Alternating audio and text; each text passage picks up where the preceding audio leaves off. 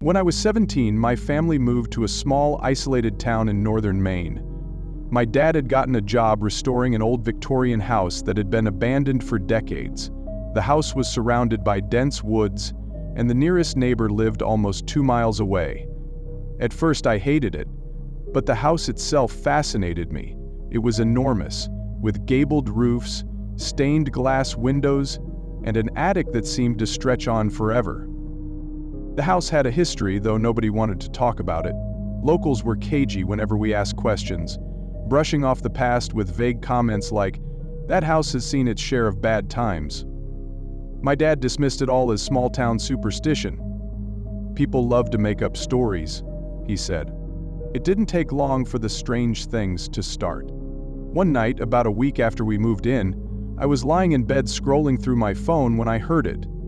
A soft, rhythmic tapping. At first I thought it was a branch against the window. But when I got up to look, the branches outside were still.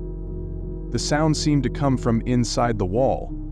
I tried to tell myself it was just mice or the old house settling, but it kept happening, night after night, always at the same time, 2:13 a.m. The tapping wasn't the only thing. A few days later I started noticing other oddities.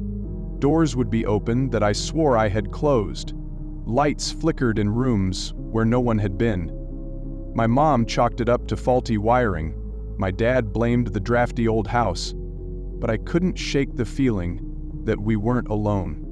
Exercise physics had enough proven tricks to figure out how movement worked even in the most elementary electrons. So I'd just been having an anxiety attack in my head. I tried to ignore it, but it was almost impossible for me to pay attention to anything other than the whispered words. Then there was the writing. I found it one afternoon while exploring the attic. The attic was huge, filled with old furniture and boxes of junk left by the previous owners. In one corner, I found a small wooden desk. Its surface was covered in scratches, but when I looked closer, I realized they weren't random marks. Someone had carved words into the wood. "Don't look outside." My heart raced. I tried to convince myself it was just some weird joke. Maybe some bored kid had scratched it in years ago, but it felt deliberate, urgent. That night I couldn't sleep. The tapping started at 2:13 as usual, but this time it was louder, sharper, like something was trying to get my attention. Against my better judgment, I got out of bed and followed the sound. It seemed to move through the house, leading me downstairs to the kitchen. When I flipped on the light, the room was empty, but the back door was ajar. I froze. We always locked the doors before bed. Always. My mind raced. Had someone broken in? I grabbed a knife from the counter and stepped outside. The night was unnaturally still. The woods loomed, dark and impenetrable. For a moment, I thought I saw movement between the trees, a shadow darting too fast to be an animal. Then, nothing. I locked the door and didn't sleep the rest of the night. Things escalated quickly after that. I started finding messages around the house. They weren't written on paper or left in obvious places. Instead, they were scratched into surfaces. The desk in the attic, the back of a closet door, the underside of a kitchen drawer. The messages were always short, always cryptic. "Stay inside. He watches at night. Don't go into the woods." I showed my parents, but they just laughed it off. "Probably just some pranksters," my dad said. But I knew it wasn't. The carvings were old, the wood around them faded and worn. Whoever had written those warnings, they'd done it long before we moved in. One evening I decided to do some digging. The town library was small, but it had a decent archive of local history. I spent hours combing through old newspapers and town records. Eventually I found what I was looking for, an article from 1947 about a family who had lived in our house. The father, mother, and 2 children had disappeared without a trace. The only clue was a single sentence scratched into the dining room wall. "It lives in the trees." That was enough for me. I begged my parents to leave, but they wouldn't hear of it. My dad was too invested in the restoration project, and my mom insisted that the house was just old, not haunted. So, I was stuck.